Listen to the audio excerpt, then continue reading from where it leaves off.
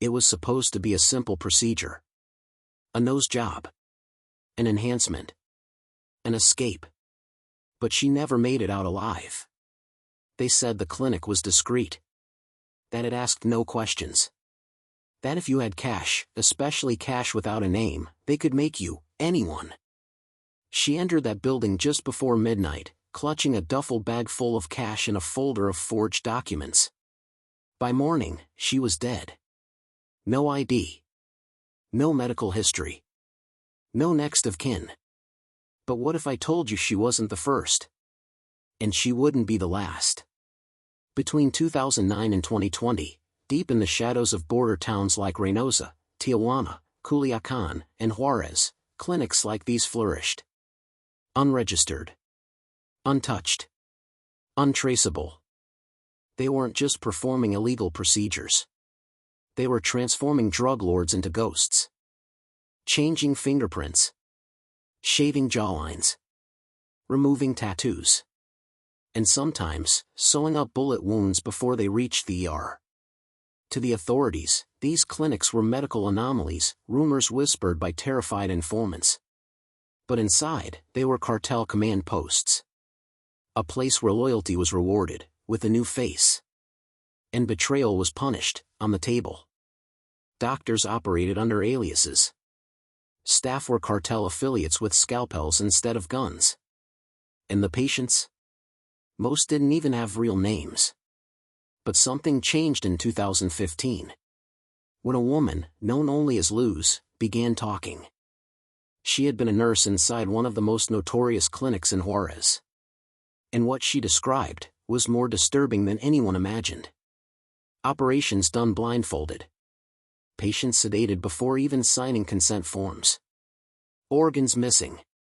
Cameras in the ceilings. A body count no one was counting. Her testimony ignited something rare. An international investigation. One that stretched from federal agencies to Interpol. From Hollywood surgeons to prison informants. From morgues to cartel safehouses. And slowly, pieces of the puzzle began to surface. There were files. Photos. Transactions. And then, a name. A surgeon with no license. No record. No fingerprints. Known only by a nickname whispered in morgues. El Cirujano Fantasma, the ghost surgeon. He was said to be the one called in when a high-ranking trafficker needed to disappear, or when a body needed to be rearranged, beyond recognition. He left behind no trail. Only silence. But the more they searched for him, the more bodies they found. And soon, it wasn't just about surgery anymore. It was about power. Identity. Control.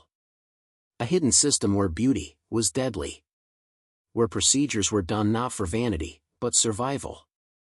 And where the cost wasn't just thousands of dollars. But often, someone else's life. In this story, this descent into the most grotesque underworld of medicine starts not with a doctor.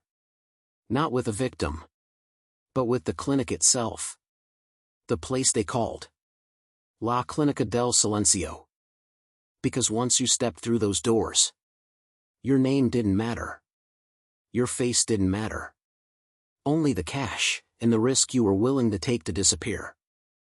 But now, the truth is rising from the operating table. The bodies are being counted. And the question that remains is chilling. How many people walking among us aren't who they used to be? This is the story of power, blood, and identity. This is the story of the cartel clinic that performed illegal cosmetic surgeries for cash. In the shadows of cartel-run towns, where desperate whispers drown out sirens, lies a clinic like no other. A place where scalpel meets black market promise. Where facelifts disguise fugitives.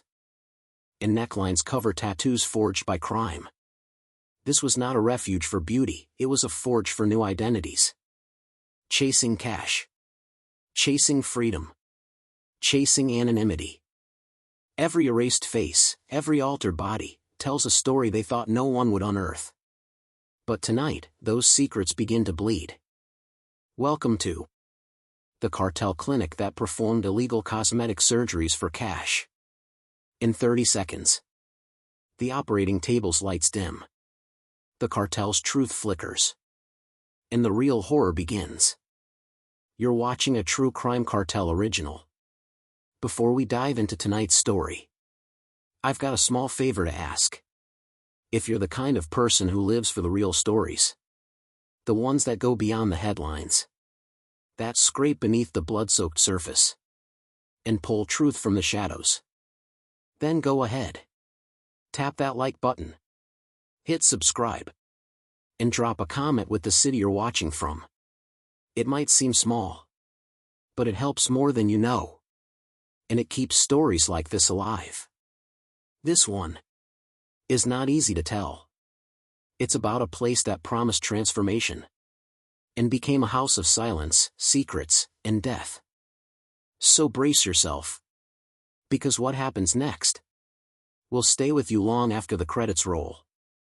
Now, let's get into it. She was just 23.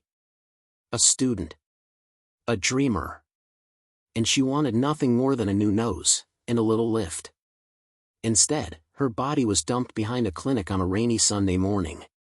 Wrapped in plastic. Still wearing the surgical gown. Her name was Esmeralda Morales. The Instagram post she made a week earlier read, "Can't wait to look like the best version of me, 2 hearts #Tijuana Clinic." She thought she was getting a discount nose job at one of Baja California's fast-rising surgery spas. She didn't know that the man posing as her surgeon wasn't a surgeon at all. In recent years, Tijuana, once known only for its gritty border life, transformed into a glittering hotspot for cosmetic tourism. Thousands cross the U.S. border every month, lured by Instagram influencers, 5-star recovery homes, and half-priced surgeries. But behind the glossy ads was something much darker. A growing number of women, especially Americans, were never making it back home. Botched nose jobs. Infected implants. Internal bleeding. Missing patients. Between 2015 and 2020, at least 27 deaths were linked to unlicensed cosmetic procedures in northern Mexico. And that's just the ones reported. But Esmeralda's case was different. Because police found something inside her phone. A picture. A man in scrubs with a tattoo on his neck. A tattoo that matched the insignia of the Jalisco New Generation Cartel. That discovery cracked open one of the most bizarre criminal pipelines in recent cartel history. A clinic where surgeries weren't just for vanity, but for escape. Where cartel enforcers went in with one face and came out with another. Where bodies disappeared. And bribes kept everything sterile. Authorities called it La Clinica Fantasma. The ghost clinic. Unregistered. Unregulated. And backed by millions in dirty cash. At the center of it all was a man named Jesus Manuel Valenzuela. He wore a white coat, drove a white Mercedes, and carried a fake medical license. In truth, he wasn't a surgeon. He was a cartel accountant turned medical middleman.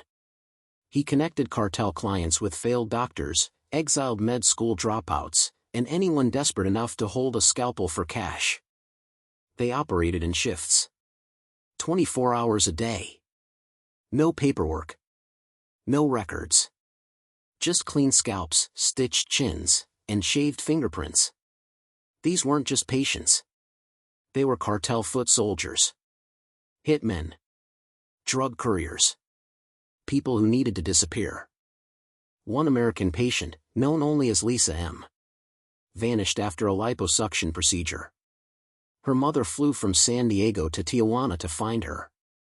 She only found an empty room. Bloody sheets. Fake IDs. Burned medical charts. It wasn't until 2021 that Mexican authorities started connecting the dots. Multiple clinics under different names. The same tax records. The same suppliers. The same guards. All linked to a single shell company in Guadalajara. Owned, on paper, by a man named Rafael Amaya. A known enforcer for the Sinaloa cartel. This wasn't just cosmetic surgery. This was a laundering front. Patients paid in cash. Sometimes in drugs. Often in silence. Cartels funneled money into these clinics, then withdrew it clean, disguised as surgical profit. The doctors got paid. The cartel got new identities. The victims got buried. What started as a discount clinic had become a butcher shop for the desperate and the damned. And the deeper police dug, the more bodies they found. But here's the question no one could answer. If Jesus Valenzuela was just the middleman, who was actually running the clinic? Who was signing off the surgeries? Who was making cartel lieutenants visit every single week? And why did the building have a hidden basement no one would speak about? In the next hour, we descend into that basement. Where patients weren't healed. They were erased. And we uncover the surgeon who wasn't just hiding criminals, but creating them. It didn't start as a house of horrors. Not exactly. Like most criminal enterprises disguised as legitimate business, it began with ambition, desperation, and the untraceable scent of opportunity. And in northern Mexico, during the bloodiest years of the cartel wars, that scent could buy you everything. Even a surgical license. His real name was Dr. Diego Armando Velázquez. A top student in medical school. Gifted hands. A soft voice. The kind of man people called a healer. But after failing to secure residency in Mexico City's competitive plastic surgery programs, Diego made a choice. He returned home to a city choking in violence, where cartel shootouts echoed daily, and opened a back-alley cosmetic practice with equipment stolen from a shuttered veterinary clinic. And that is where the story turns. It started small. Botox. Lip fillers. Chin lifts for narcos' girlfriends. But his reputation grew fast. He didn't ask questions. He didn't file paperwork. And he never, ever spoke to the police. By 2009, Dr. Velázquez had become the go-to body man for the Sinaloa cartel's upper tier. But they didn't want his cosmetic work. They wanted something else. They wanted transformation. It was whispered that Diego could reshape a man's entire face. A broken nose from an interrogation? Fixed in one night. Scars from chains and whips? Smooth like nothing ever happened. By now, the clinic was flush with cartel money, enough to import European anesthesia machines and Korean rhinoplasty tools, all registered under fake hospital names in Tijuana. One DEA informant later said it plainly. He was more valuable than a sicario. He made the monsters disappear. The operation was simple and brilliant. Cartel cash was cleaned through fake medical bills. Equipment was smuggled with bribes at customs. Surgeries were booked under code names. And patients? They weren't patients. They were fugitives. In 2010, a man known only as El Chacal, a cartel enforcer linked to 17 murders, walked into the clinic with a shattered jaw and half a face burned off. 3 weeks later, he crossed the border into California. No one recognized him. He had new cheekbones. New eyes. New life. Even his fingerprints had been chemically stripped. Dr. Velázquez didn't just change faces. He erased lives. Then came the high-profile jobs. Whispers of Diego doing a secret procedure for a cartel accountant who stole $40 million and wanted out. One story claims he removed a bullet from a drug lord's thigh without anesthesia, because the client feared passing out. Another says he reconstructed the face of a cartel prince who murdered a federal judge and had a $5 million bounty on his head. That surgery took 11 hours. The man was never seen again. But 2 weeks later, a Colombian diplomat flew first class to Madrid, with perfect skin and a new passport. By now, the clinic had moved underground, literally. Hidden beneath a dental office. Accessed by elevator code. Security cameras watched every hallway. Patients were driven in with blindfolds. Exit wounds were treated, old tattoos removed with acid. Women were sometimes paid to undergo full body work and sent to seduce politicians. The line between medical science and cartel manipulation was not just blurred. It was surgically erased. Then the smuggling changed. Not drugs. Not weapons. But bodies. One DEA report, never released to the public, hinted that organs were harvested under the guise of elective surgeries. What was once just a cash operation became something darker. A machine of erasure. If someone needed to vanish, Diego made it happen. If someone needed to be punished, Diego made them scream. And always, there was silence. He was protected. Not just by the cartel, but by politicians. By crooked doctors. Even by clients who were now in office. He was untouchable. Until one girl didn't come home. Her name was Estefania Morales. 21 years old. A nursing student. Her friends said she'd gone in for a nose job. Her family never saw her again. They searched every hospital, begged police for help, printed flyers in 3 cities. Nothing. Until 6 months later. A dog walker found bones in a drainage canal outside Monterey. DNA matched. It was Estefania. Her face was gone. But the real horror? Her body showed signs of multiple incisions, unrelated to any cosmetic surgery. Organs missing. Stitches rushed. No anesthetic traces in her blood. The autopsy suggested something terrible. She'd been used. Practiced on. Discarded. And just like that, Dr. Diego Velázquez vanished. No records. No passport. No trace. Some say he fled to Guatemala. Others to Lebanon. One rumor claims he's still operating, somewhere on the coast, under a new name. Changing faces. Collecting secrets. The clinic was stripped and burned months later. Inside, investigators found surgical manuals in 5 languages. A wall covered in Polaroids, before and after shots. And a refrigerator, filled with vials labeled only with code names. They never found all the bodies. Or all the clients. Because many are still alive. Living under new names. Walking past you in broad daylight. Smiling with a face that was never theirs to begin with. Dr. Velázquez wasn't a surgeon anymore. He was a sculptor of shadows. His scalpel didn't just cut flesh. It carved ghosts. But Estefania's death changed everything. Because it left a clue. Something he forgot to destroy. Something that led investigators straight to his client list. And at the very top was a name tied to at least 13 cartel executions. A man the FBI had been chasing for a decade. And he had just disappeared. Right after surgery. Then one patient went missing. And her body turned up 6 months later in a ditch. But when they opened her file, they realized she wasn't his only mistake. The clinic was quiet now. But hundreds of miles away, the storm had already begun. In Tijuana, a cold warehouse bust was about to blow open something far bigger than illegal surgery. Inside the crates? Medical-grade anesthesia. Scalpel sets. Burned-off serial numbers.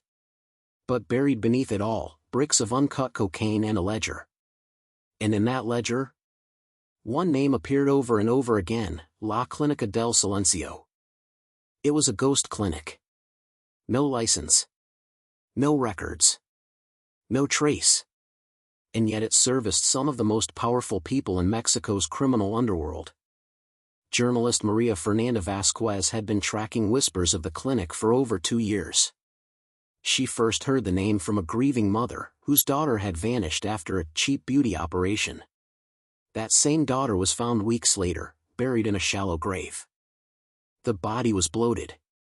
The face disfigured. But the surgical scars, they were clean. Professional. Someone had gone to great lengths to erase who she once was. Vasquez soon uncovered a chilling pattern. Victims were vanishing in waves, Mostly women, some immigrants, others sex workers. All poor. All promised new looks, new lives, and all ended up dead. Then came the footage. Grainy motel cameras caught masked men unloading surgical equipment into backrooms. No ambulance. No license. No regulation. Just procedure after procedure, in the dark. One particular autopsy caught her attention. The same internal stitching. The same post-op sealing technique. It wasn't just a kill pattern, it was a surgical signature. Then came the twist. Some surgeries weren't about vanity at all. They were tactical. Cartel enforcers undergoing full facial reconstructions to evade international manhunts. One of them? A man known only as El Medico, a phantom surgeon believed to have altered at least 7 cartel members' faces before they vanished into thin air. The DA was already circling. They had been tracking a flow of cartel money through shell companies posing as cosmetic consulting firms in California and Texas. These companies led right back to one name, Dr. Gabriel de la Cruz, or as they later called him, the Ghost Doctor. Surgeries were paid for in untraceable cash, or laundered through fraudulent insurance claims. A $9,000 nose job? It funded a weapons cache. A tummy tuck? That was 3 kilos of heroin hidden inside surgical kits. But just when they were ready to move, the clinic went up in flames. Arson. Files gone. Cameras destroyed. No bodies, no trace. One camera survived. It showed a man in scrubs. Walking away from the inferno. Unbothered. Focused. Carrying a black surgical bag. His face? Blurred by the smoke. Journalist Maria Vasquez was set to publish everything. Then, she vanished. Her last phone pinged near a hospital that had no record of her visit. No footage. No trace. But the deeper they dug, the more bodies they found. And someone didn't want this story told. It looked like any other rundown clinic. Peeling walls. Cheap vinyl floors. The smell of antiseptic clashing with the stench of blood. But this place wasn't healing anyone. It was hiding monsters. Maria Asterisk worked as a nurse there for just 6 months. She says, "I thought I was helping women feel beautiful. But halfway through, I realized, we weren't fixing people. We were erasing them." Dozens of patients had no medical records. No IDs. No histories. Just faces, ones they didn't want anymore. Cartel assassins would arrive with fresh bullet wounds and leave with new faces. One lost an ear in a shootout. 2 days later, he walked out with a prosthetic so lifelike even his own brother didn't recognize him. Surgeries were done under armed watch. Guards stood outside the OR, AK-47s slung over shoulders. And if the patient didn't wake up, they didn't call an ambulance. They called the cleaners. Maria remembers one woman who came in for breast augmentation. Young. Nervous. She never made it out of surgery. The next morning, Maria saw men loading something wrapped in a blood-soaked tarp into the back of a black pickup. They drove straight into the desert. Later, investigators would find what they called biological waste sealed in industrial freezers behind a false wall. But they weren't just storing tissue. They were hiding evidence. The clinic wasn't just a cosmetic center. It was a cartel utility, a transformation chamber. Killers who had entire bounties on their heads were reborn with new cheekbones and clean fingerprints. In 2014, DEA agents tracked a man suspected in the murder of a federal officer to a town in Jalisco. He walked into the clinic on a Friday night. And vanished. Interpol would later confirm. That same man resurfaced months later, with a different face, in Paraguay. He was pulled over for speeding. But the ID matched a man who had supposedly died 5 years ago. The procedures were crude. Fast.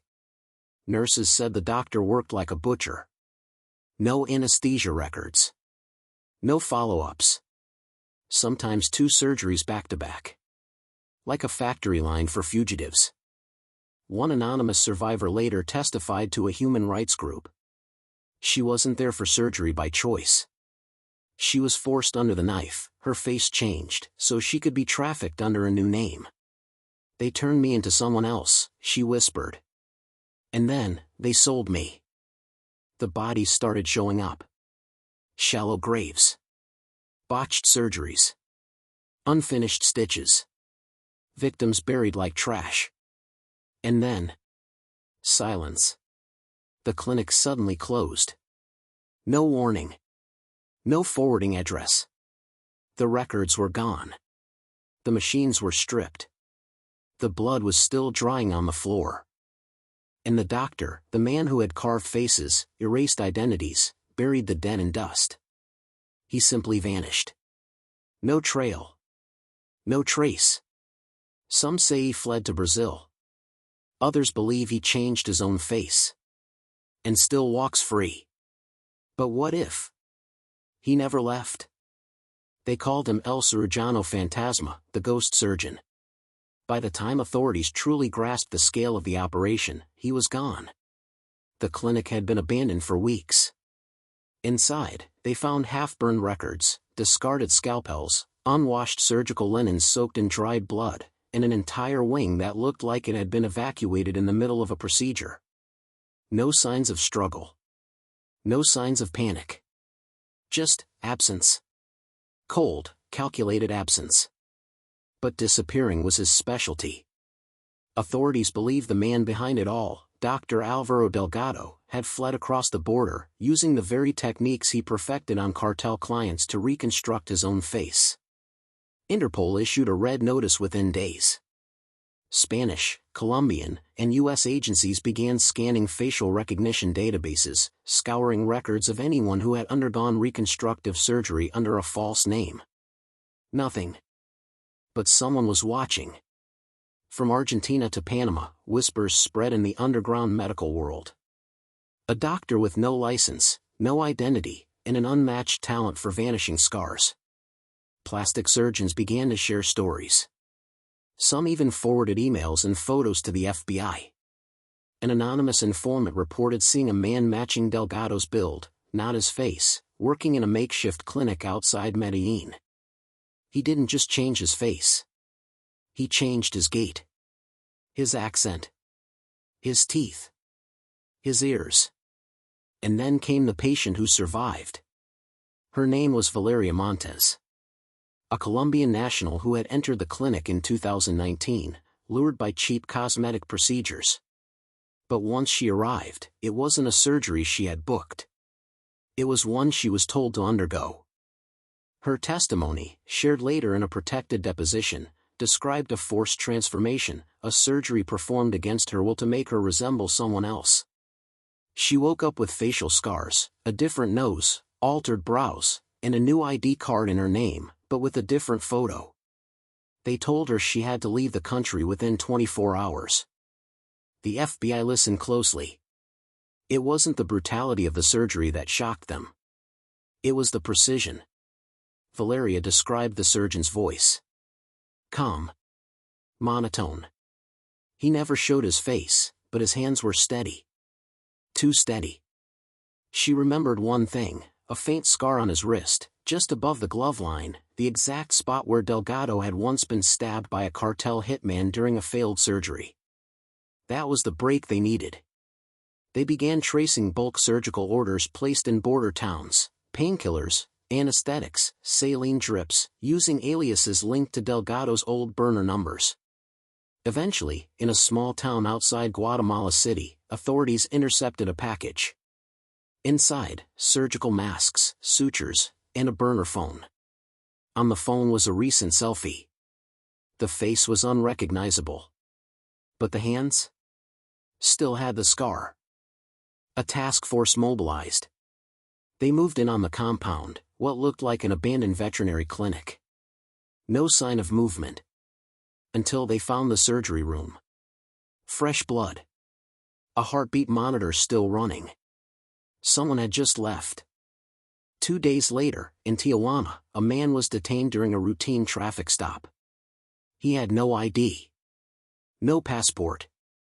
No tattoos. But the officer who stopped him noticed a faint smell of iodine and latex. He said his name was Carlos Rivera. But Carlos didn't exist. Fingerprints? Altered. Facial recognition? Nothing. Voice match? No hits. Yet when agents examined his belongings, they found a single photo, torn in half. One half showed a child. The other half showed the unmistakable smile of Dr. Alvaro Delgado. They had him. Or did they? A forensic artist reconstructed the man's face using bone structure, eye spacing, and dental records from the original Delgado case file. The match came back inconclusive. Even after hours of interrogation, the man denied everything. He was calm. Almost amused. And then came the moment that shook the entire room. As the agents left the room, one of them joked. "It's like trying to catch a ghost." To which the man replied, without missing a beat. "You can't catch what you can't recognize." The man was released 48 hours later. No evidence. No charges. No identity. 3 months after that, a well-known cosmetic surgeon in Brazil vanished during a routine clinic inspection. Surveillance footage showed a patient leaving the building at 2:47 p.m. But when officials zoomed in, they noticed something odd. The patient was walking, with the exact same limp Delgado once had after a cartel shooting in 2013. By now, the myth had taken root. The man who altered faces had become unrecognizable even to himself. He was no longer Alvaro Delgado. He was whoever he wanted to be. Wherever he wanted to be. And so we're left with a final question. That man who smirked in the interrogation room. That man who vanished in Brazil.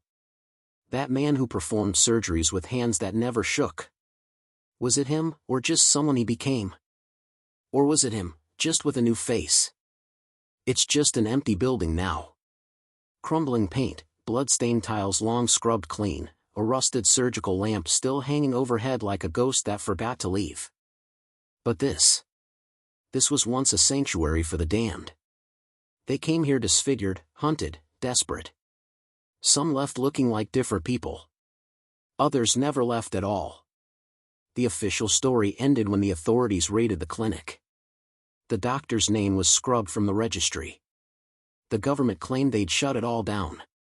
But here's the truth. They never found him. The man behind the blade, the one the cartel called El Cirujano de las Sombras. The surgeon of shadows. He vanished. Passport void.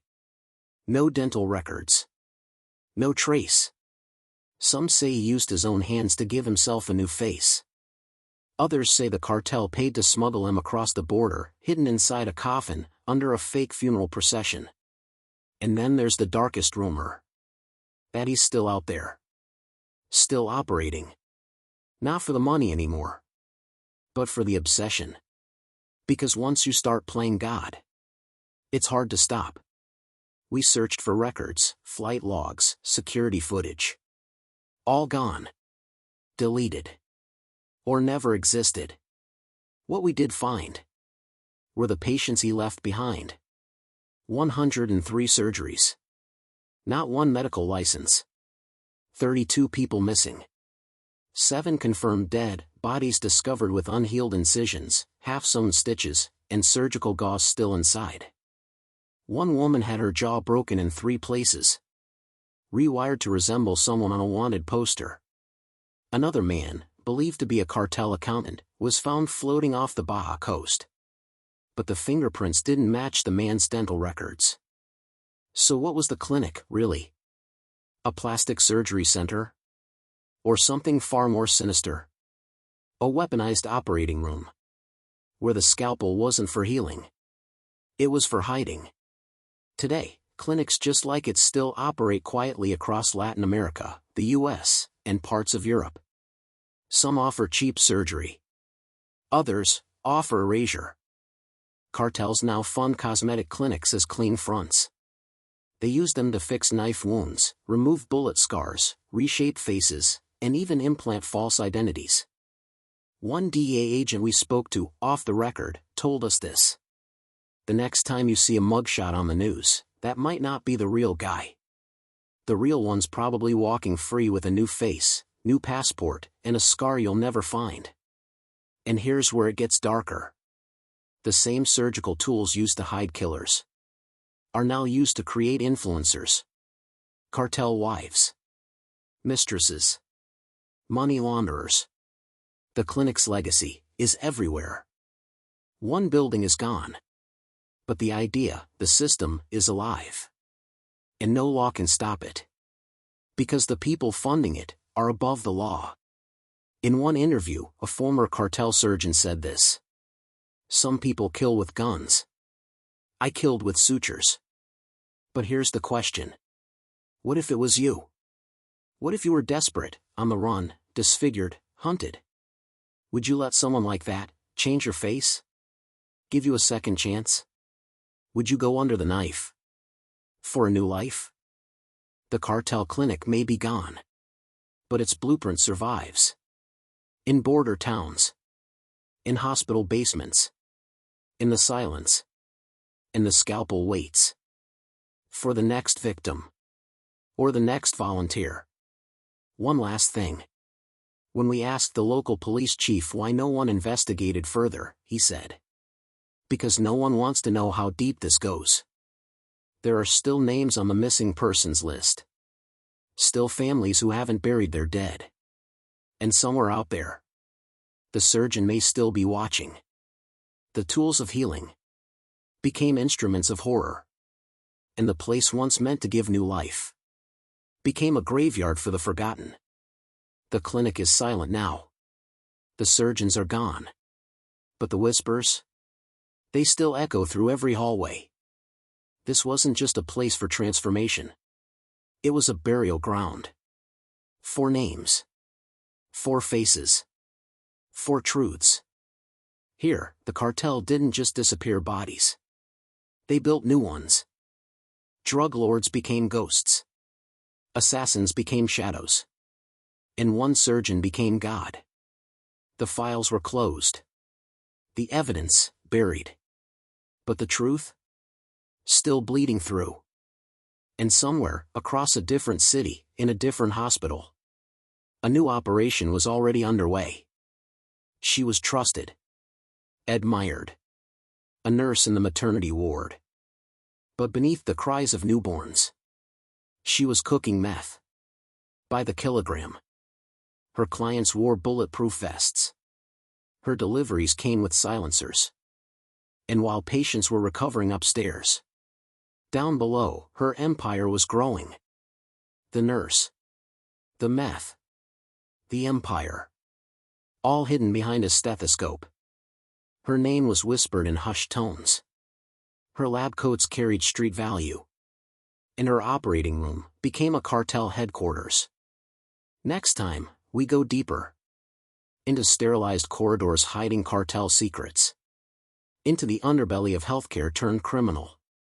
If this story gripped you, if you're still sitting in the dark wondering how deep this rabbit hole goes, then hit like for more of the stories nobody else dares to tell.